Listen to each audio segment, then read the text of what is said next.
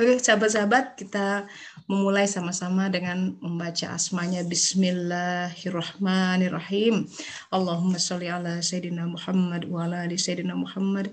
Ya Allah, berikanlah rezekimu berupa ilmu yang bermanfaat, ilmu yang memberkahi kehidupan kami, ilmu yang membuat kami lebih dekat denganmu. Baik, Bismillahirrahmanirrahim. Oke, masih tema Musa alaihissalam dan Bani Israel. Hari ini temanya adalah lebih ke kita zoom in tentang sebuah keraguan. Jadi keraguan kepada Allah Ta'ala tentu ya. Padahal ini adalah sebuah kasus tauhid yang serius. Kalau kita lihat, Bani Israel itu banyak ragunya. Dimulai ketika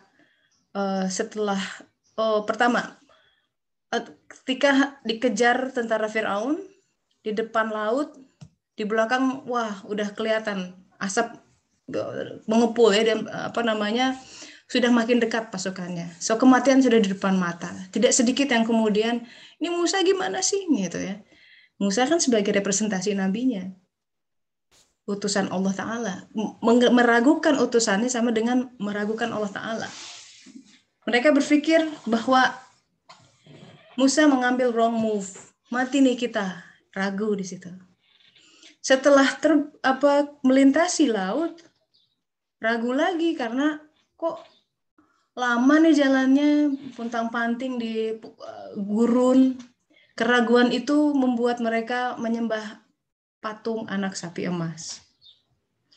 Keraguan itu terulang ketika Allah Ta'ala sebenarnya memberi nikmat yang banyak berupa mana dan salwa, tapi Al-Quran kemudian mencatat, ya Musa, mintakan kepada Tuhanmu, minta adasnya, acar, kayak gitu-gitu.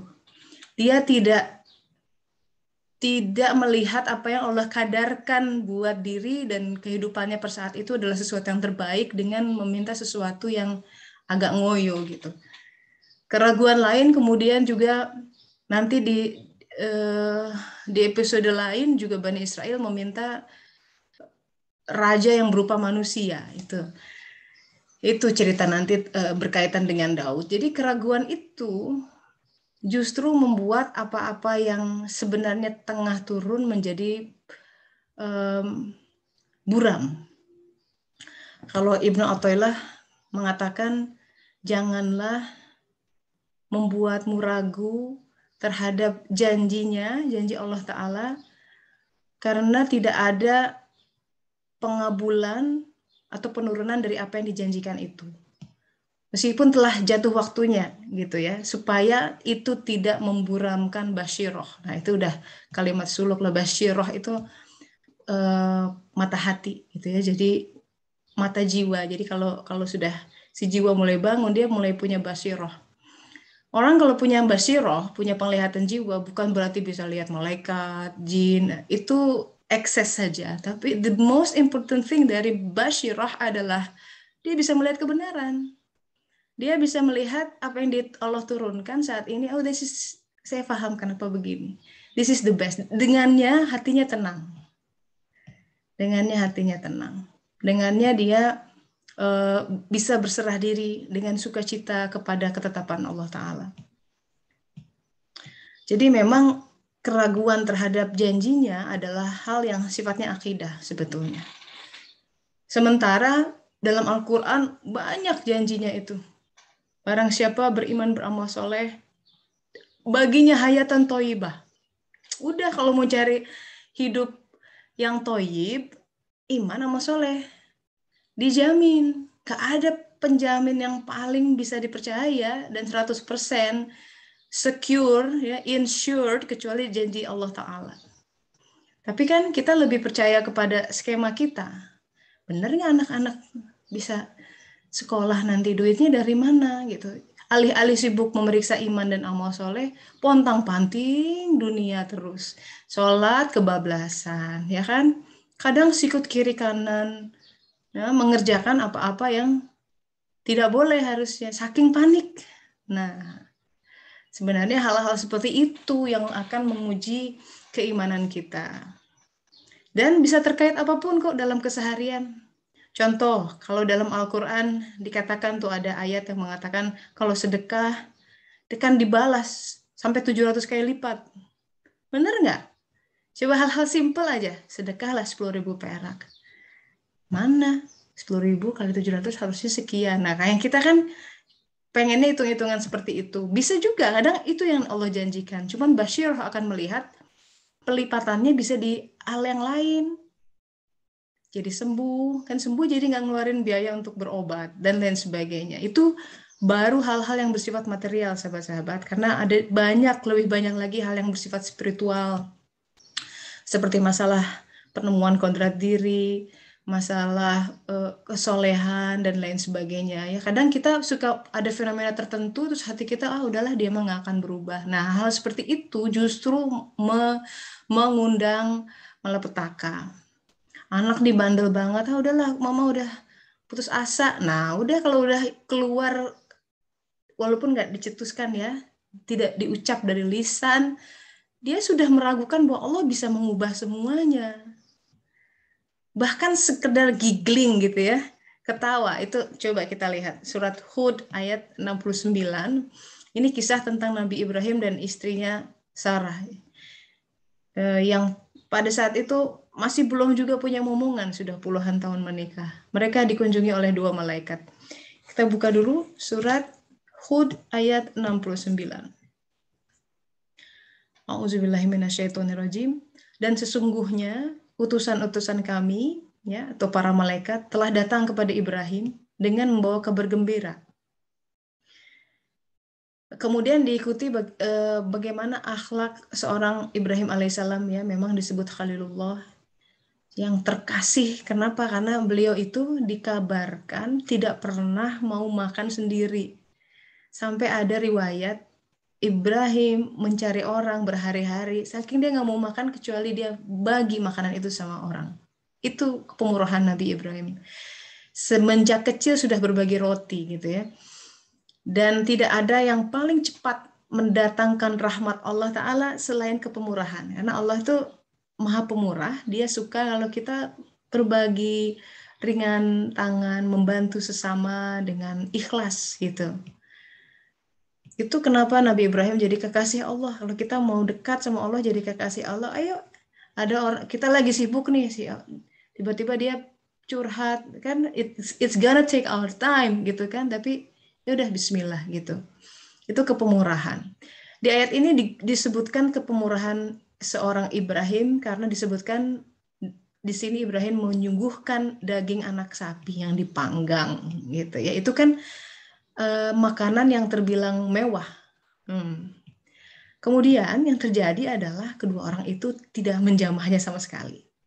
Kenapa? Karena para malaikat kan tidak makan. Jadi penghuni alam yang malakut tuh makanannya beda, cahaya. Yang makan tuh kan kita nih, jasad.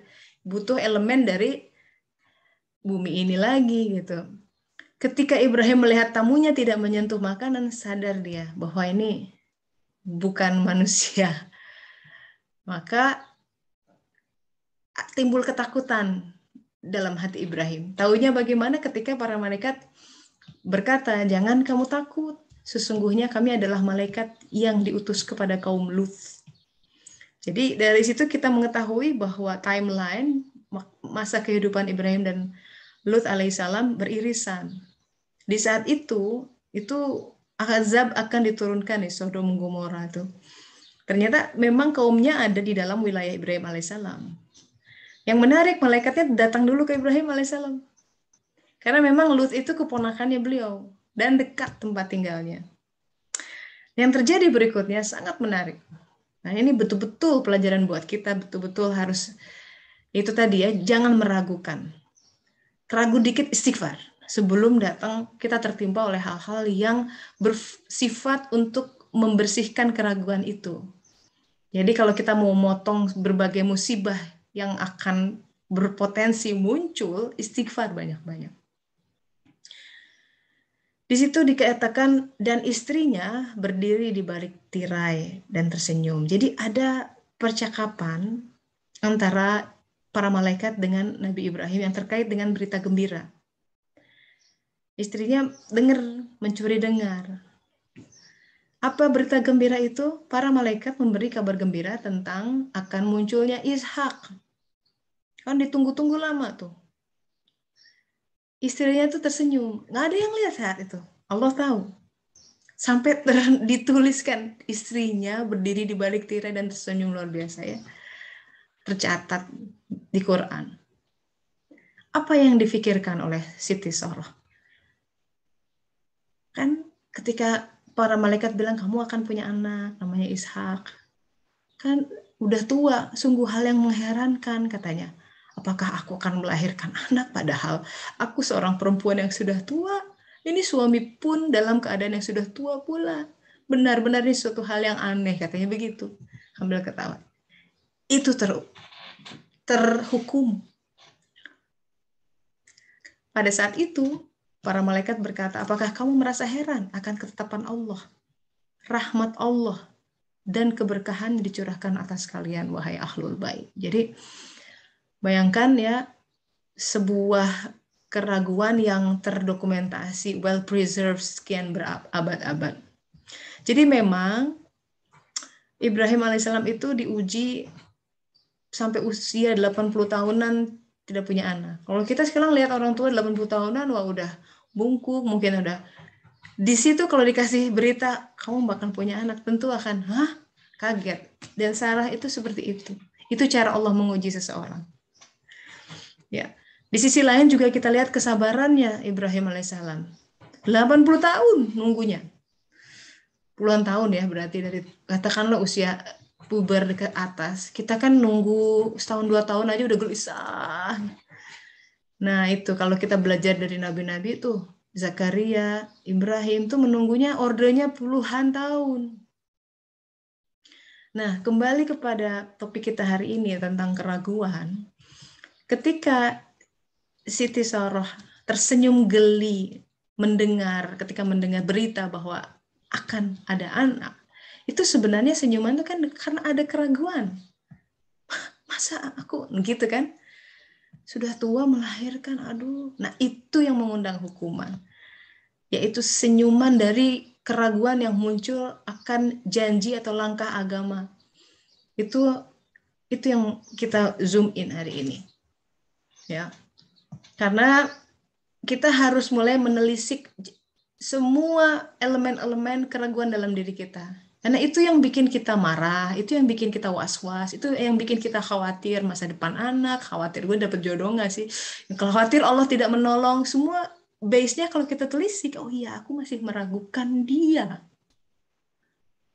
Kalau hidup kita penuh dengan keraguan, maka otomatis basyirah, mata hati kita akan buram dari melihat al-haq. Sementara memang, this is the challenge. Roda kehidupan dengan semua hukum sebab akibat kausalitas di alam mulk ini sangat bertendensi untuk membuat kita ragu dengan janji-janji Allah.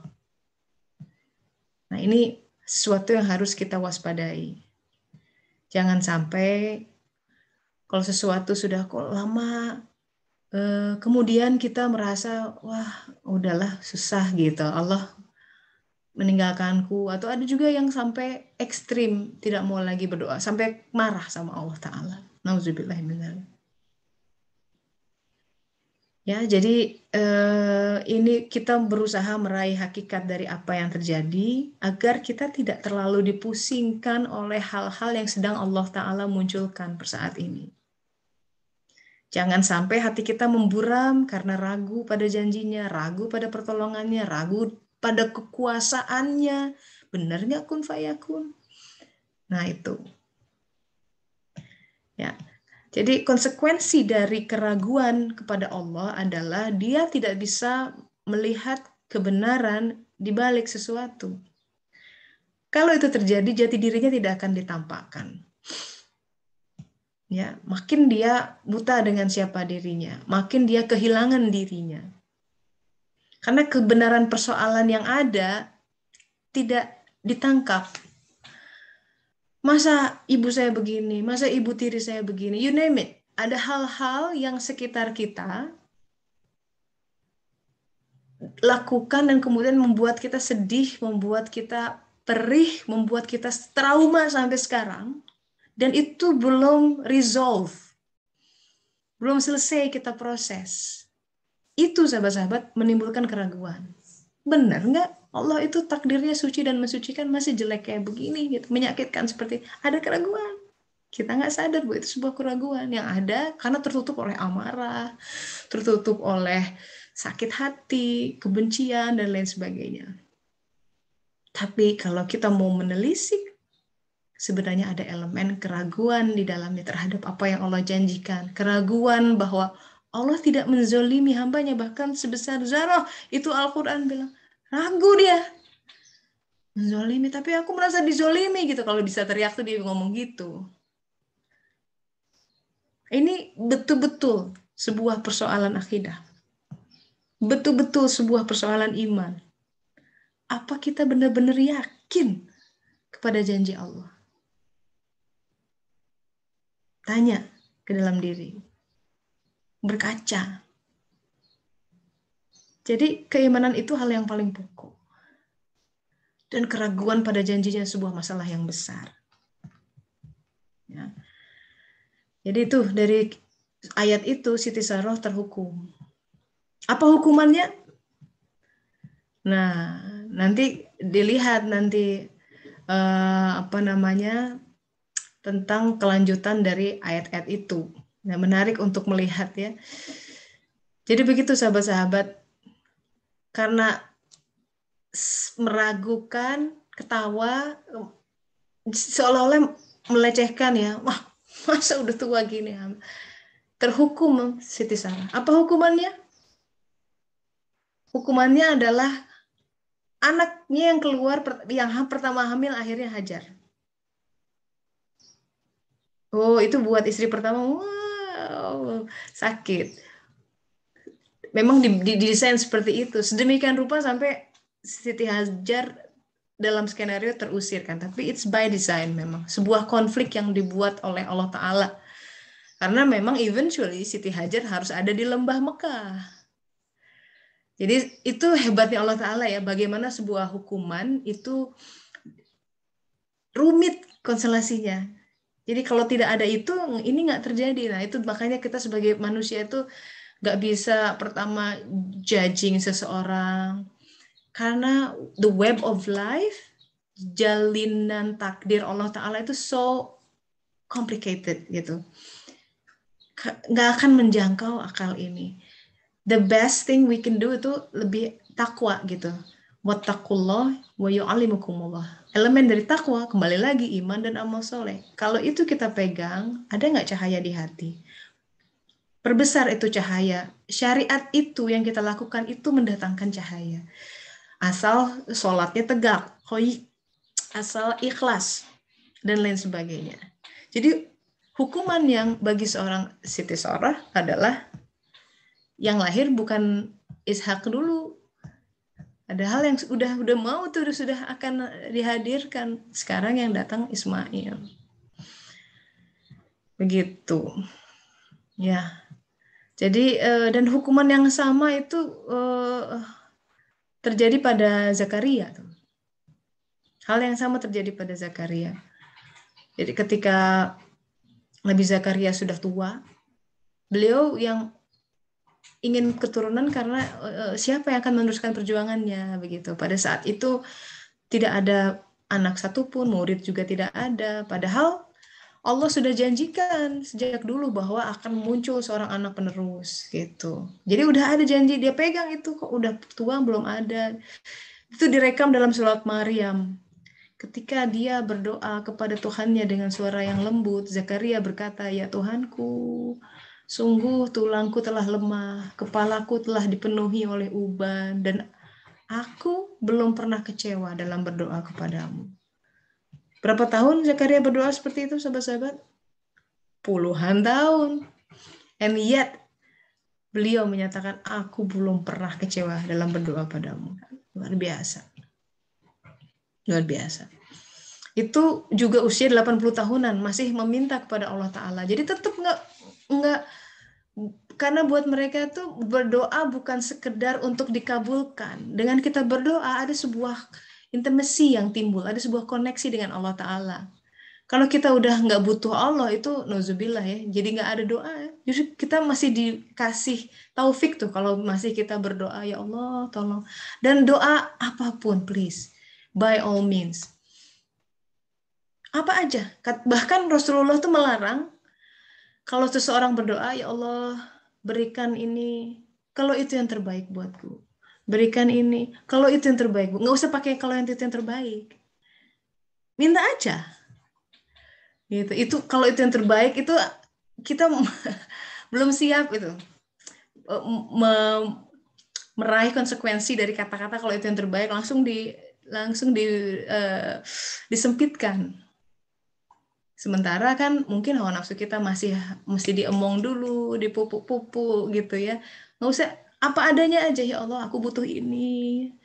Aku tahu aku malu memintamu, tapi gimana ya Allah, kepada siapa hamba harus meminta, gitu aja, munajat berdua indah gitu, nggak usah orang lain tahu. Nah, kita pun dalam keseharian ada hal-hal yang sejenis tuh, yang membuat kita mungkin tidak meminta anak puluhan tahun, tapi apalah, sesuatu yang mulai bikin keyakinan kita kepada Allah Ta'ala shaky gitu, agak bergoyang gitu dia. Gitu. Dan dalam kasus Zakaria, kesabaran beliau meredam menanggung kesabaran puluhan tahun itu, kemudian diabadikan dalam satu ayat, wahai Zakaria, kami memberi kabar gembira kepadamu dengan seorang anak laki-laki namanya Yahya.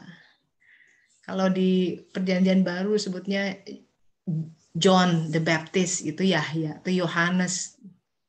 Yahya yang sebelumnya kami belum pernah menciptakan orang yang serupa dengan dia, baik orangnya maupun namanya. Itu.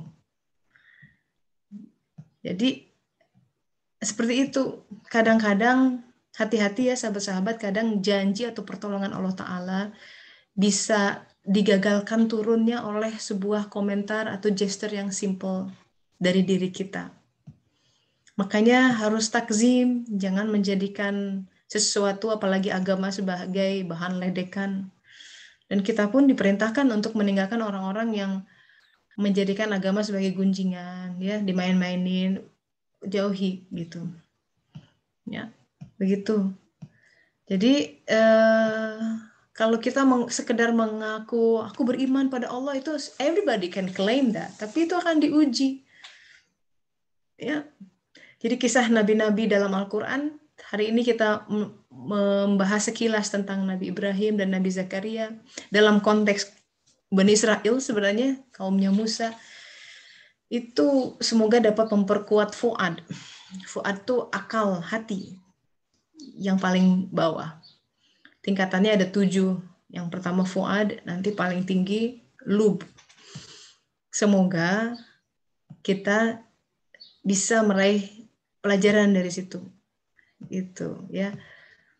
Jadi kalau kita lihat apa yang Allah turunkan itu memang sudah tertentu waktunya. Masalahnya itu bukan tidak turun sebenarnya. Allah tuh selalu menjawab. Cuma kita tidak paham seluruh persoalannya. Karena pengetahuan kita dengan pengetahuan Allah Ta'ala jauh berbeda. Nah, tapi sekali lagi, keraguan itu bahaya sekali. Itu akan memburamkan mata hati kita. Padahal mata hati atau basyirah itu perangkat yang sangat penting untuk melihat kebenaran. Kalau kita bisa melihat kebenaran, kita bisa settle dengan kondisi yang ada. Tenang.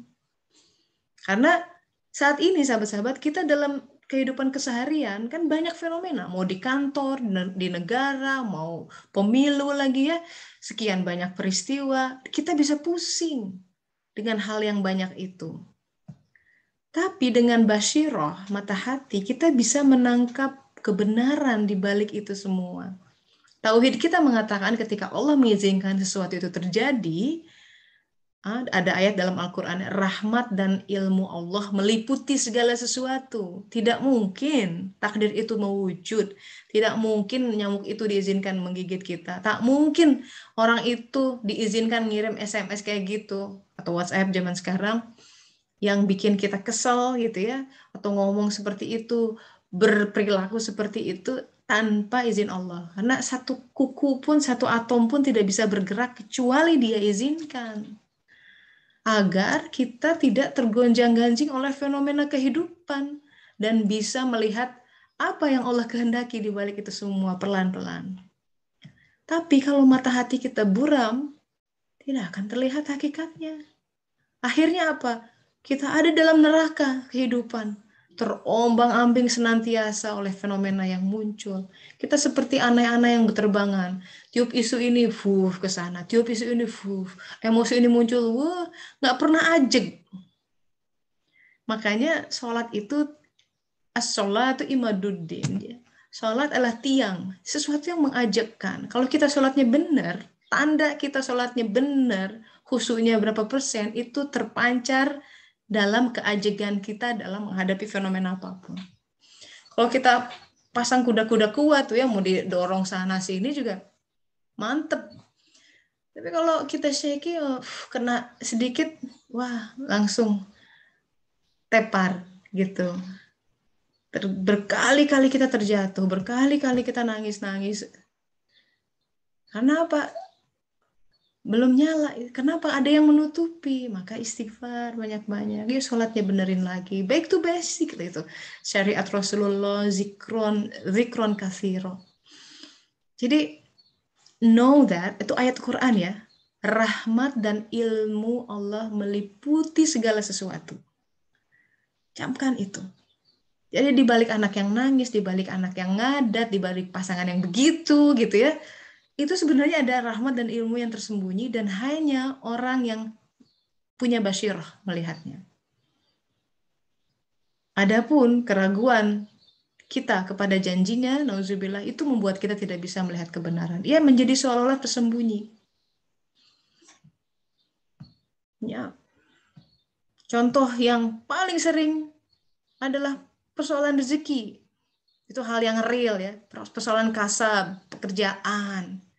Kita punya rumah tangga ya Bu-ibu, Bapak-bapak, anak-anak bertumbuh, belum yang menikah mungkin punya orang tua yang perlu disantuni. Semua punya kebutuhan ekonomi, itu juga ujian.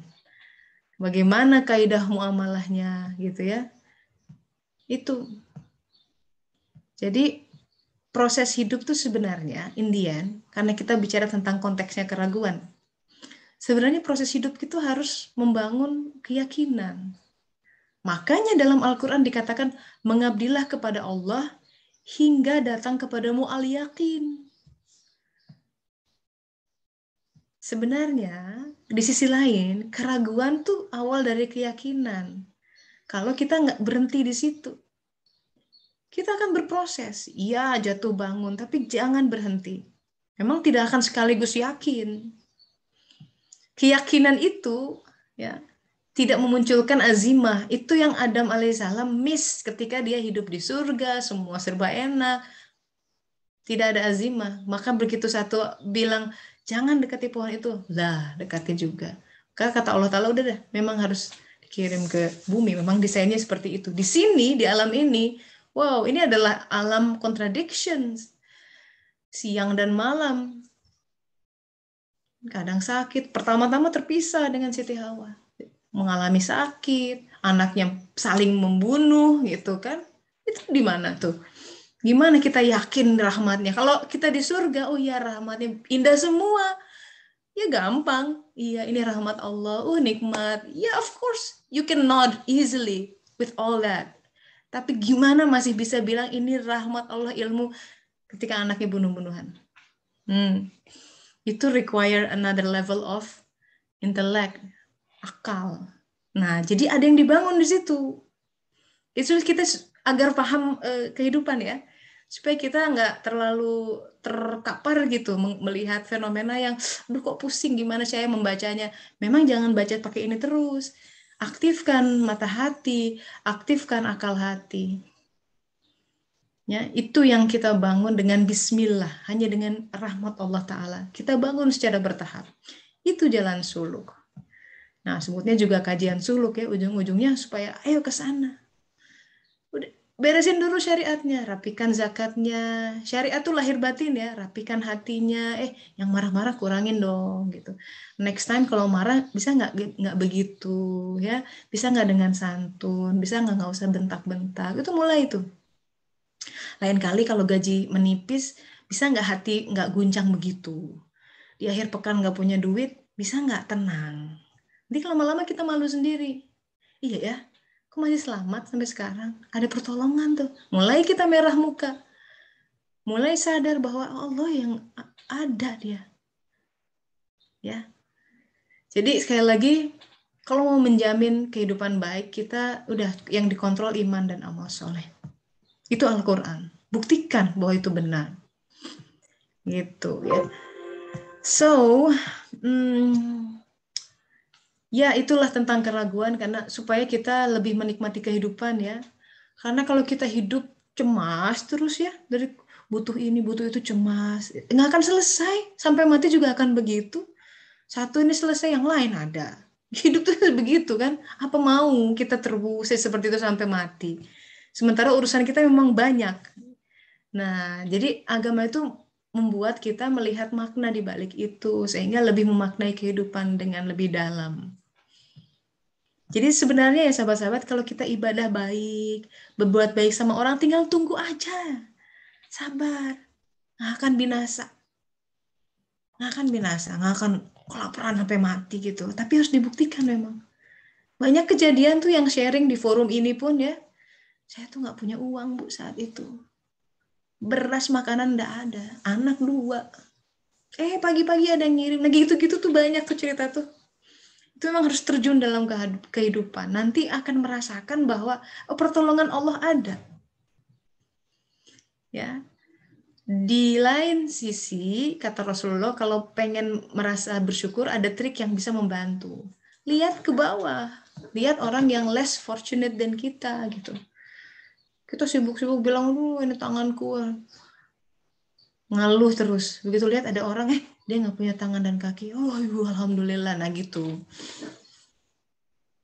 Jadi dunia ini bisa keras ya, tapi kalau kita nggak membangun sebuah resilience, sebuah ketangguhan di hati, kita akan selalu terkapar oleh dunia. Sementara sebenarnya Allah Ta'ala ingin kamu belajar dong. Gitu. Ya, jadi itu tentang keraguan. Nah, mungkin sahabat-sahabat bisa ada pengalaman dalam kehidupan yang berkaitan dengan keraguan, supaya makin bunyi nih ayatnya, bahwa keraguan sama Allah itu betul-betul sebuah musibah dalam akidah.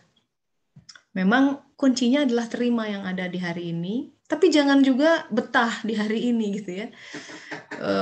Terima dalam arti hati. Kalau ikhtiar jalan terus. Terima dulu deritanya, terima dulu menunggunya saat penantian gitu. Kan banyak hal yang kita harus sabar dulu. Aku udah nggak betah kerja di sini, ya udah sabar dulu. Tunggu nanti kalau ada pintunya, ada tawaran, pada saatnya pindah dengan enak, dengan elegan, dengan indah, nggak mesti gerasa-gerusu, nggak abrupt gitu ya. Kadang kita tuh nggak sabaran kan, pengen pindah ke situasi lain, tapi Allah belum bukakan pintunya, terus kita buka-buka pintu sendiri gitu. Nah itu satu, secara adab nggak benar. Yang kedua, dia akan kehilangan momen untuk mempelajari mana rahmat dan ilmu Allah di saat ini karena dia sibuk menolak takdirnya. Yang ketiga, timing yang nggak tepat itu dia nggak sadar kan bahwa konsekuensi dari langkahnya itu akan seperti apa. Nah itu. Sementara Allah itu bukan zat yang iseng yang bikin orang jadi susah. Nah, nggak mungkin, itu ayatnya jelas. Dia tidak menzalimi seorang pun sebesar zarah. Tapi itu harus diyakini. Artinya, karena ini kajian suluk ya, sebenarnya rahasia nih, semua kesulitan yang kita terima dari hari ini, saat ini, itu berkaitan dengan hati kita. Tapi, tanda Allah mengampuni kesalahan atau dosa kita atau hijab hati kita adalah ketika kesalahan itu menjadi pengetahuan buat kita. Jadi ilmunya dapat. Jadi kalau demikian, jangan sampai berkata, saya kan udah baik ya, udah sholat, udah mencoba baik-baik gitu, tapi kok hidup susah. Nah itu berarti dia tidak paham. Karena sebenarnya dia tidak baik-baik saja. Dia merasa sendiri sudah baik, tapi kok begini? Nah, belum mahir meneropong ke dalam diri. Dia dalam ilusi narsistik bahwa I'm fine, I am good. Allah yang menampakkan di dunia layar 3 dimensi. Apa yang ada di hati dinampakkan keluar.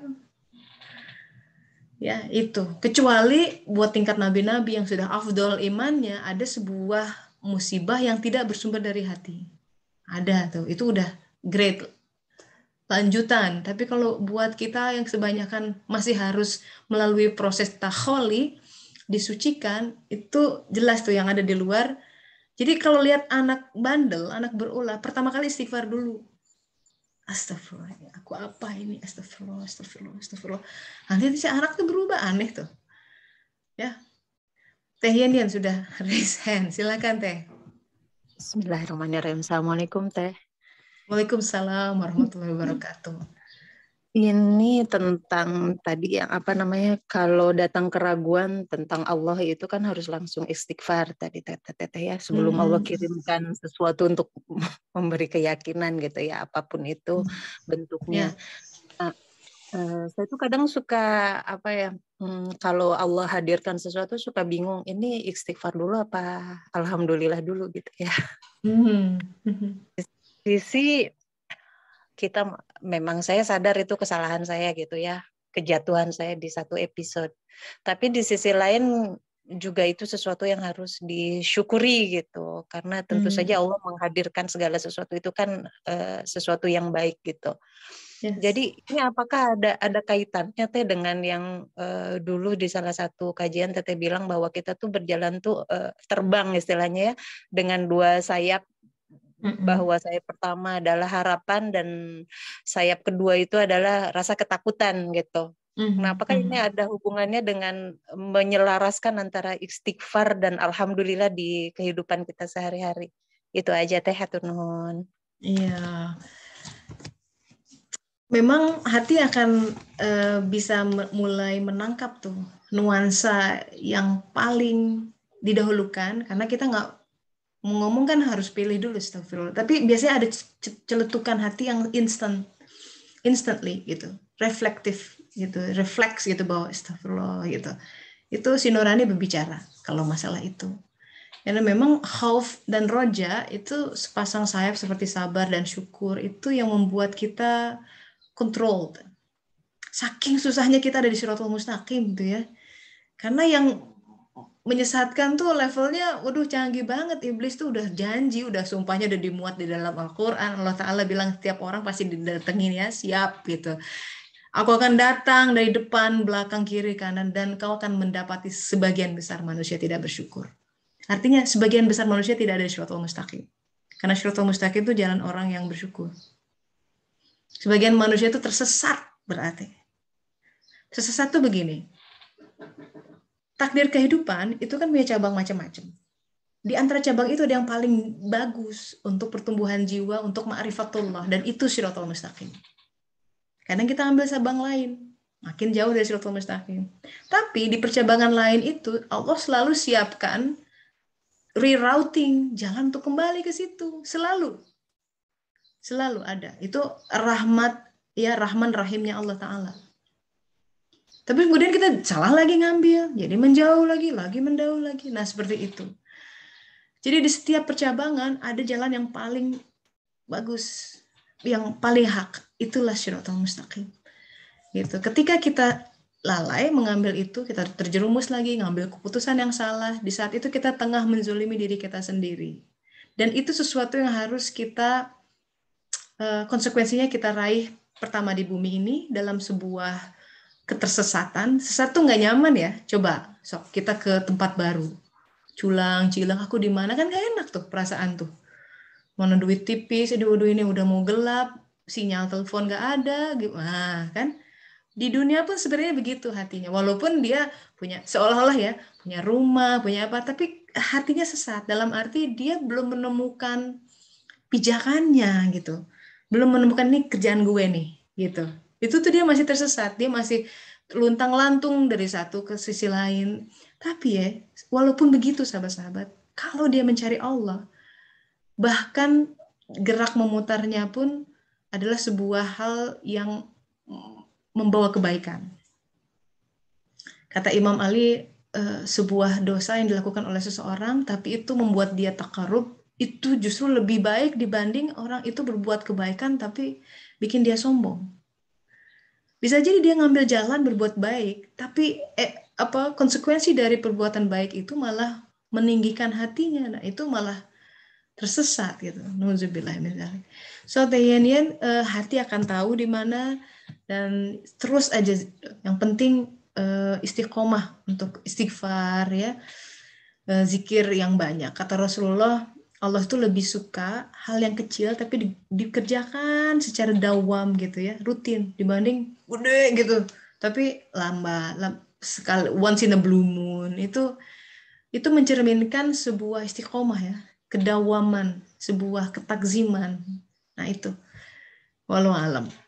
Ini ada dari chat nih, kenapa saya selalu melakukan dosa yang sama? Saya sadar saya belum ajak dalam berdoa, saya semakin jauh dari. Kenapa selalu melakukan dosa yang sama ya? Berarti dosa itu belum jadi ilmu, jadi belum selesai itu.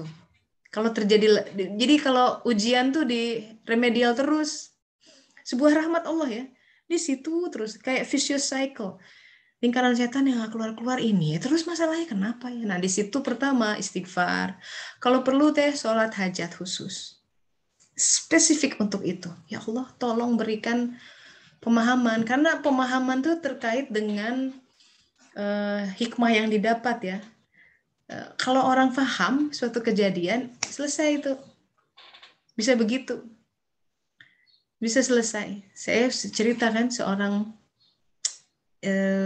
cancer survivor gitu ya. Mungkin orangnya ada nggak? Tapi dia udah hampir-hampir lah ya. Kansernya udah stadium lanjut. Saya ingat suatu hari kita udah mau tahlilan tuh. Karena dokter bilang udah nggak hitungan tidak lama lagi. Wah udah nangis udah apa. And then come to the point where dia terus dalam doanya. Kalau orang sudah dihadapkan dengan hazarul maut, istilah Al-Quran tuh sebuah kehadiran kematian. Wow, hidup priority itu shifting gitu. Hal-hal yang tadinya dikejar, dia langsung siap-siap untuk. Jadi pandangannya sudah berbeda dan dia lebih melihat ke dalam diri apa yang salah, banyak minta maaf ke suami dan lain sebagainya. Ini dalam testimoni dia sendiri bahwa ada perilakunya kepada suami yang tidak pas dan itu berlangsung lama. Ketika dia sadar itu, minta maaf sama suami, somehow berdamai dengan itu, penyakitnya kemudian diangkat. Ya itu. Jadi kadang-kadang itu cara Allah untuk mengajari kita gitu. Jadi dibalik hal yang kok gitu-gitu lagi, coba di mana gitu. Memang harus ketemu tuh. Dan Allah yang bisa ngajarin ya. Jadi kita mesti ekstra keras untuk membaca diri, tafakurnya tafakur tuh yang nggak bisa angin-anginan. Harus jadi kayak kita makan nih, harus ada jadi kebutuhan gitu. Jadi tiap hari tuh harus ada ruang tafakur. Kalau nggak kerasa nih hati terlalu sibuk ya dengan to-do list gitu. Rupa ruang perenungan tuh sehari aja nggak merenung tuh kerasa tuh. Kerasa aku kehilangan orientasi nih. Terus astagfirullah, istighfar gitu ya. Kadang saya bisa 2 jam istighfar gitu terus hanya untuk mendapatkan fokus gitu. Nah itu ya tapi indah gitu. Jadi kadang-kadang ada hal-hal yang harus ayo bikin sebuah persembahan yang khusus lah sama Allah Ta'ala. Kalau kita memang at the state ya dalam kondisi yang lost gitu, kita lagi I don't know what to do, and then minta dan dia akan mengabulkan. Beneran nggak pernah mengecewakan. Nggak pernah. Kita bikin semacam apa sih makna zikir dari kita yang masih kayak begini, sebenarnya nggak bisa membeli itu, tapi Allah melihat persembahan uang palsu pun dari kita dia terima. Masya Allah ya. Gitu Mbak, semoga bermanfaat ya, membantu. Ya, silakan sahabat-sahabat. Mungkin ada yang berkaitan dengan ya ini ya, istilah keraguan ini, pengalaman hidup. Mungkin bisa di-share, silakan. Mbak Ayu udah unmute. Yes, Teh. Yes. Punten nggak nyalain video ya, Teh. Terkait apa perenungan, tadi kontemplasi. Fakur. Saya tuh orangnya tafakur. Ada yang berubah dari diri saya. Sekarang tuh saya lebih banyak diam, Teh. Jadi entah karena saya apa ya, entah karena memang diamnya itu diam seperti menunggu, ya sudah, udah sabar aja, atau memang diamnya tuh karena menenamkan diri, menenamkan diri karena nggak pengen merasakan sakit gitu. Saya juga nggak ngerti kenapa. Juga karena mungkin juga karena saya capek dengerin. Kadang ada teman yang memang hidupnya bareng gitu terus ngeluh terus. Jadi saya kayak capek ya dengernya, capek. Udahlah saya diam aja akhirnya. Yeah. Dan apa ya? It feels like I lost my contemplative self. Ya gitulah Teh, maksudnya. Ya saya juga ngerti. Saya banyak dengar pengajian, tapi ya hanya mengabsorb saja sih. Ya begitu. Dan saya sadar memang benar bahwa kunci di kehidupan yang mau dibenerin tuh kuncinya sholat. Dan memang kalau di Eropa tuh, waduh, sholat itu luar biasa ya Teh. Perjuangan sekali ya. Iya. Waktunya berubah-ubah, musim panas jam berapa, subuh ya. Ya betul. Dan cari musola susah, ya kan? Betul. Apalagi dengan kerja yang kita tahu lah ya, saya kerja fisik gitu, nyambi kerja fisik gitu, dan badan kan capek kadang-kadang terus. Dan saya tipikal orang yang ketika misalnya nggak sholat nih, terus ya saya memukul diri saya sendiri aja. Mungkin karena terlalu push myself so hard kadang-kadang. Itu kadang-kadang yang bikin saya capek sendiri sih Teh. Gitu. Makanya mungkin sekarang saya orangnya banyak diam, termasuk ini ya Teh ya, diam di dalam otak, karena kan otak itu kan kesana kemari kan tuh Teh. Yang bikin orang banyak ngeluh juga karena otak kan kesana kemari tuh. Wah, aku kudu gini, nanti kalau misalnya masa depannya gitu. Nah, saya tuh cenderung di otak saya tuh, nah entah itu dikategorikan tenang atau ndablek atau gimana, saya juga nggak ngerti sih. Dan saya nggak tahu nih sekarang apa yang mau saya tanyakan. Ini sekedar. It's okay, you can just. So. Ya. Apa sih episode hidup? Apa yang sekarang tuh entah karena saya memendam kesedihan atau apa sih, saya juga nggak ngerti. Iya. Of course. Memang harus ikhlas sih menghadapin hidup apapun gitu, karena ya elah, kadang-kadang ya elah gitu aja, cengeng, masih banyak orang-orang yang di bawah saya gitu. Jadi mungkin juga karena syukur saya kurang juga sih Teh.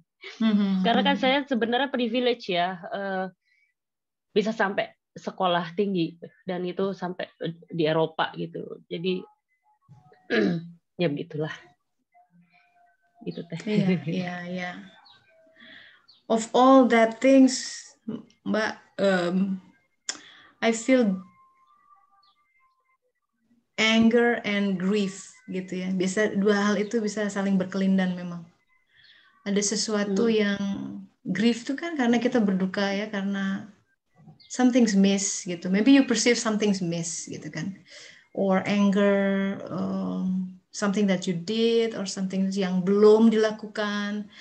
And then when that happened, you tend to like pushing yourself, terus menghukum diri sendiri mentally gitu ya. And it keeps you pounding sampai pada posisi di mana mulai terkapar nih, karena dia numb beda dengan diam tapi sabar gitu ya. Numb itu lebih ke you shut it down. Yeah. Because you don't want to deal with it. Tapi di balik itu yang mendasari is the element of anger.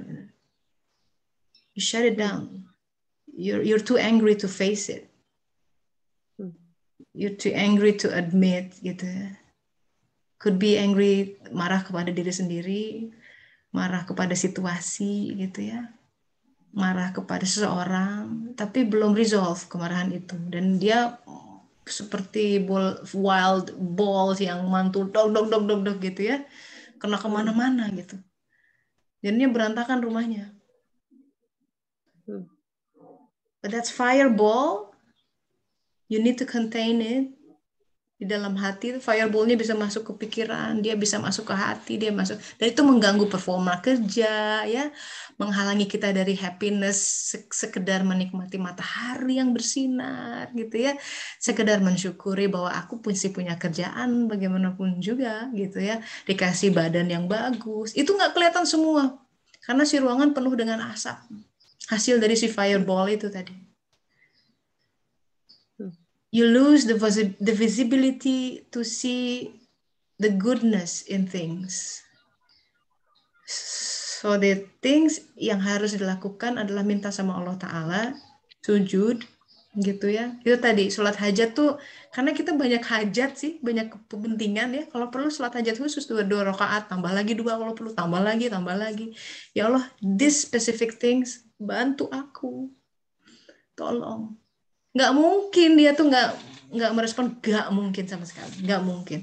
The fact bahwa kita mulai berdoa aja dia sudah mau ngasih itu sebenarnya.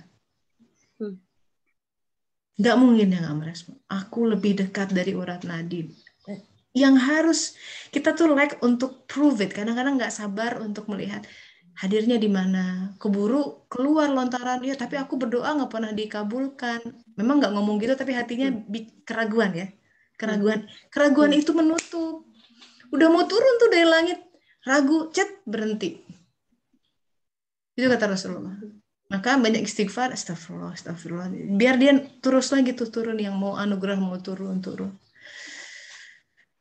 Gitu. So ada Mbak Nur, Mbak Ayu healingnya pulang kampung biar refresh lagi, belum tentu. Bisa tambah pusing. Kemarin baru pulang, Mbak. Mbak. Nah kadang-kadang begitu, it's a good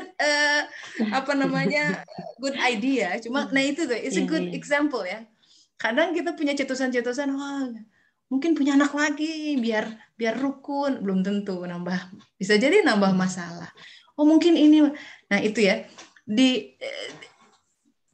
di perkara kita mencari solusi horizontal itu kadang bisa menjerumuskan kita ke hal yang lebih parah.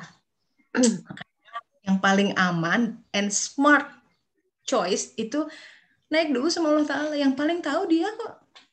Karena hanya dia yang mampu mengangkat apa-apa yang dia kirimkan ke hati kita. Nggak ada yang lain. Nggak ada siapa ajengan apapun ya. Nabi-nabi tidak bisa. Malaikat tidak bisa. Allah Ta'ala punya kontrol penuh dengan kondisi. Dan dia dekat. And it's like, kapanpun panggil. Kapanpun.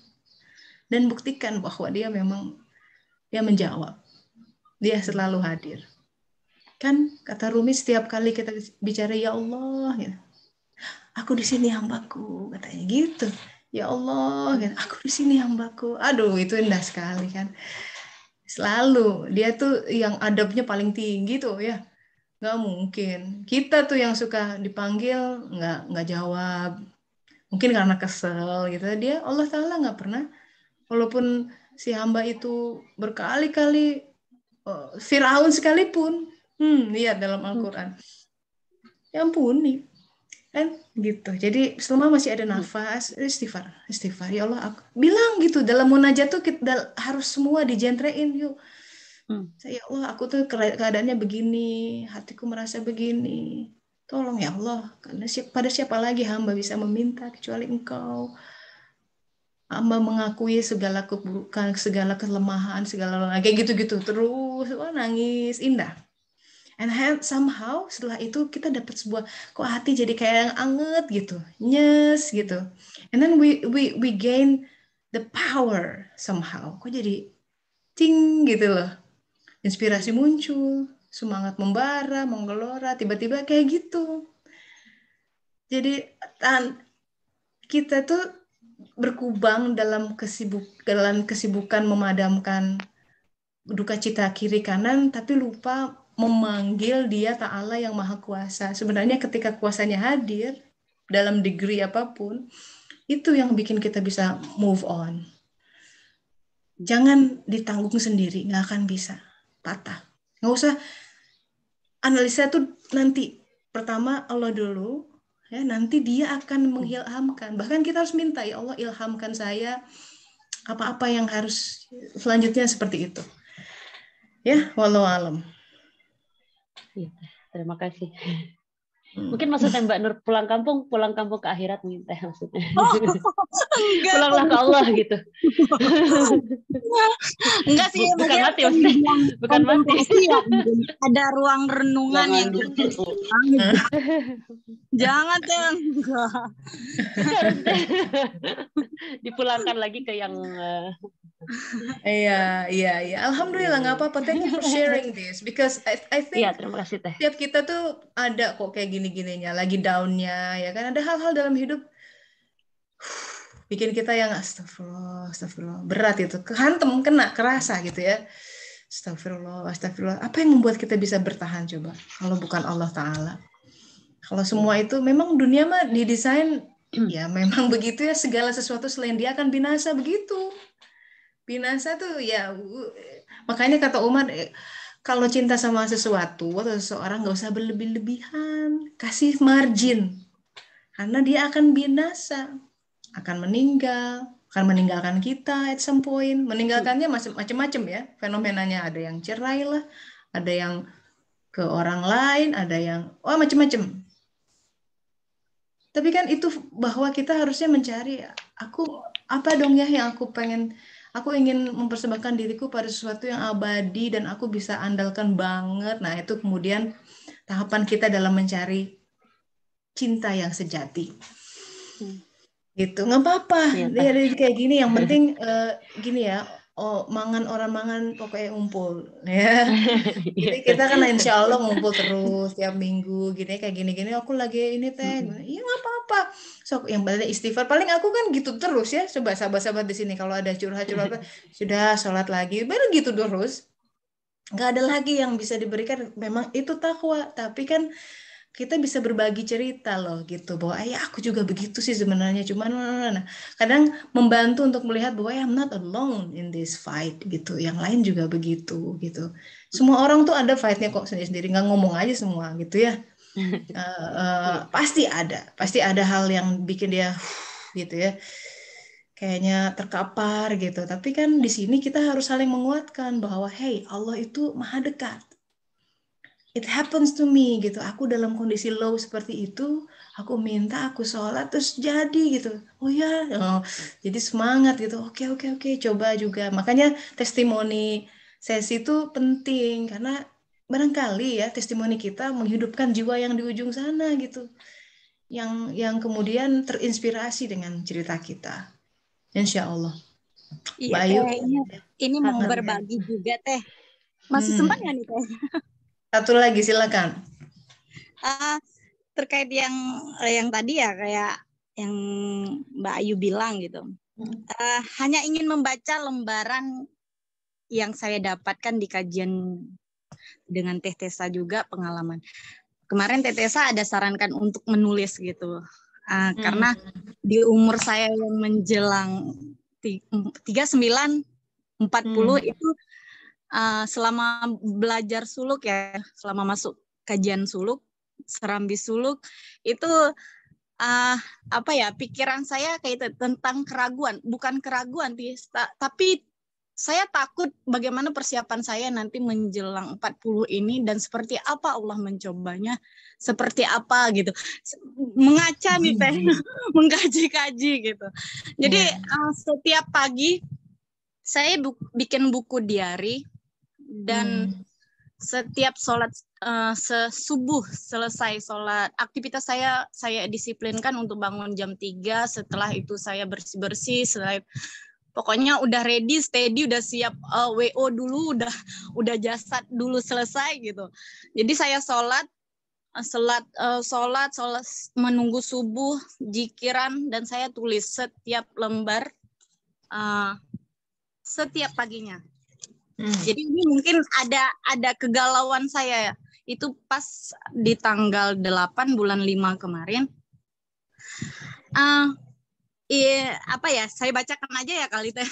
Boleh, silakan. Bismillahirrahmanirrahim.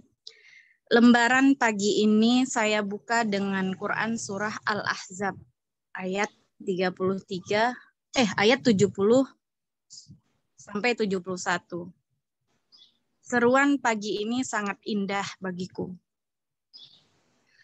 Ayat itu berbunyi, wahai orang yang beriman.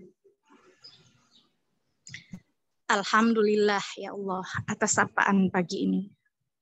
Engkau perintahkan hamba untuk bertakwa dengan mengucapkan perkataan yang benar. Di umur hamba yang menjelang 40 tahun ini adalah umur yang satu sisi membuat hamba takut ya Allah. Karena hamba yakin bahwa saat ini akan banyak ujian yang hamba lalui. Ketakutan hamba Engkau tenangkan dengan berita di FB dindingnya Pak Alfitri Alan dari Sang Mursid. Saya cuma bacanya JAZT gitu deh. ZAZT gitu. Jadi tulisannya yang beliau sampaikan, jadi ujian demi ujian akan dibentangkan di sepanjang perjalanan hidup kita. Jangan takut. Saya garis besar tuh, jangan takut gitu. Allah pasti menurunkan pertolongannya. Sungguh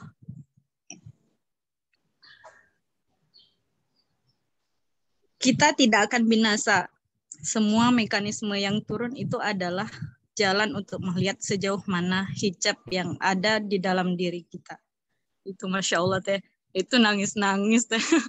Oh ya Allah jangan takut. Ya Allah jangan takut. Itu bayangan keseringan ya kayak gitu ya Teh. Selama belajar suluk saya diberi kesiapan untuk melaluinya. Dan memang enggak mudah ya Teh gitu. Terlempar dari semua kenyamanan, ketenangan gitu. Tapi di satu sisi saya diberi ketenangan dengan kondisi yang hati dan batin saya lebih tenang menghadapinya. Yang seperti sebelum saya sampaikan ya Teh, bagaimana saya dengan suami saya, bagaimana saya dengan ayah saya, bagaimana saya dengan ibu saya. Itu Masya Allah ya Teh. Allah izinkan saya punya rasa untuk tenang itu sampai gimana ya? Bersyukur aja Teh, bersyukur untuk dikasih ketenangan untuk sujud aja itu walaupun dalam keadaan rakaat terakhir gitu. Masih diberikan ketenangan itu besar banget. Dan itu jadi saya yakin, oh ini nggak ada apa-apanya kok gitu. Ini kondisinya memang harus seperti itu dan kau yakin dengan aku dan itu langsung terngiang-ngiang gitu Teh. Dengan buka lembaran Al-Qur'an itu kayaknya hidup. Oh ya Allah, terima kasih gitu. Oh ya Allah, ini betul-betul surat yang kau sampaikan. Kayak rasanya maknanya itu jadi tersentuh gitu Teh. Dan itu saya belajar gitu loh. Alhamdulillah. Terus ya, insya Allah terus. Jadi jangan takut. Memang itu pokoknya kita pegang ya, jangan ragu dengan janji Allah. Allah udah bilang dalam Al-Quran, Allah tidak menzalimi hambanya. Udah pegang aja itu. Di antara ketika kita merasa sulit dan Allah bilang juga, aku tidak akan menimpakan sesuatu di luar kesanggupan. Jelas, nggak mungkin. Jadi, udah apalagi orang beriman. Orang beriman itu ya, segala sesuatu dikode, ditakar dalam treatment ilahiyah tuh. Gitu kita punya cahaya, mulai ada nur Islam ya. Nur Islam tuh yang bikin kita sholat tuh nur Islam tuh.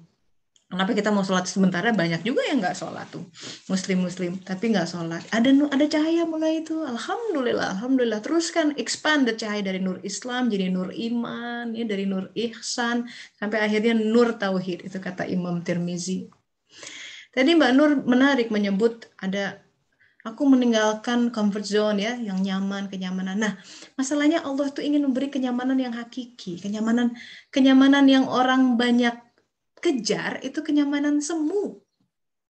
Sesaat dan tidak memberi sakinah. Sakinah itu kata-kata yang tinggi ya. Dari Al-Quran, sakinah itu yang dalam banget. Jadi ciri seseorang dapat rezeki yang berkah itu sakinahnya, ketenangannya aneh gitu di situ. Sebagai penutup saya mau cerita.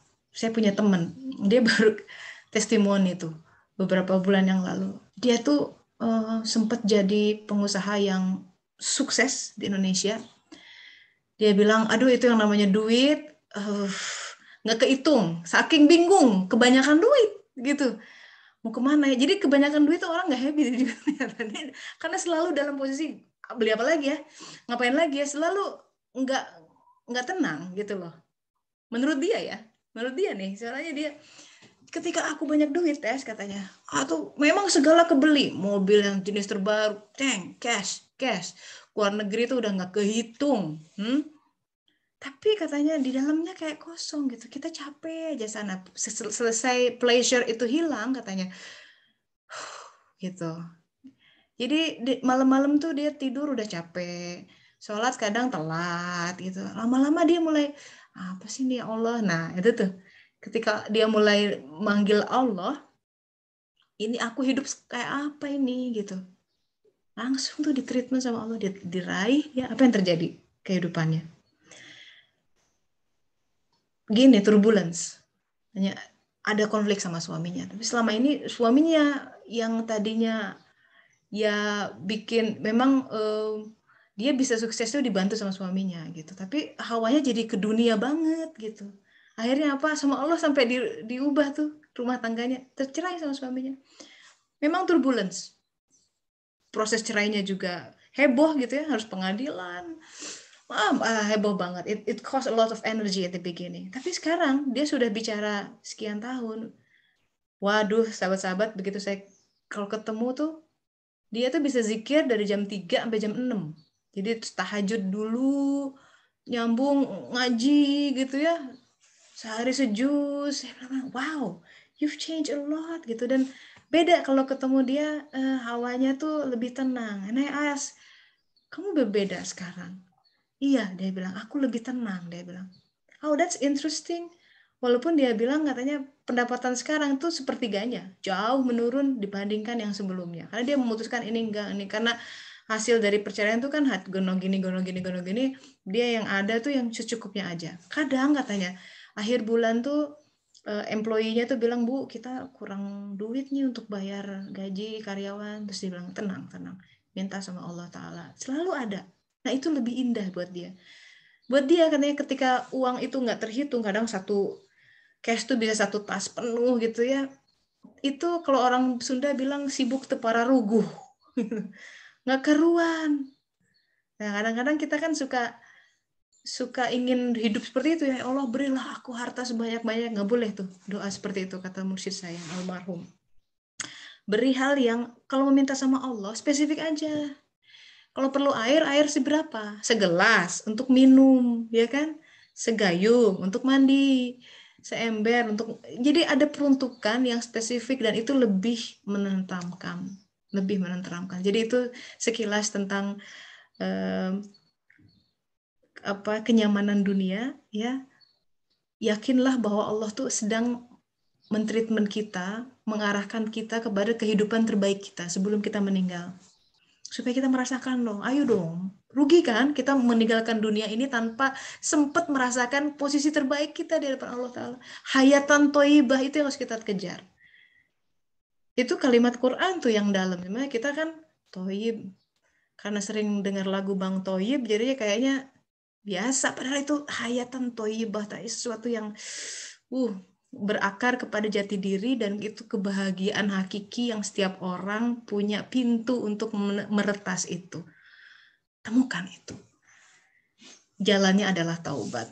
Alhamdulillahirabbil alamin. Nah, begitu sahabat-sahabat, alhamdulillah hampir 1,5 jam hari ini. Semoga bermanfaat ya kajian kita. Insya Allah minggu depan kita kumpul-kumpul lagi, berbagi pengalaman, berbagi ilmu ya. Terima kasih untuk yang sharing hari ini. Semoga Allah Ta'ala menguatkan posisi kita dimanapun kita berada. Semoga Allah Ta'ala juga menjejakkan ilmu-ilmu yang kita dapat supaya tidak hanya di kepala tapi ke dalam hati kita. Ya, semoga Allah Ta'ala merahmati kita, menurunkan yang terbaik sehingga kita bisa meraih yang terbaik dalam kehidupan sebelum kita berpulang ke rahmatullah. Kita tutup dengan doa akhir majelis. Subhanaka Allahumma wa bihamdika asyhadu an la ilaha illa anta astaghfiruka wa atubu ilaik. Alhamdulillahirabbil alamin. Pamit dulu sahabat-sahabat, selamat melanjutkan aktivitas ya. Assalamualaikum warahmatullahi wabarakatuh. Terima kasih Teh Tessa. Assalamualaikum. Salam.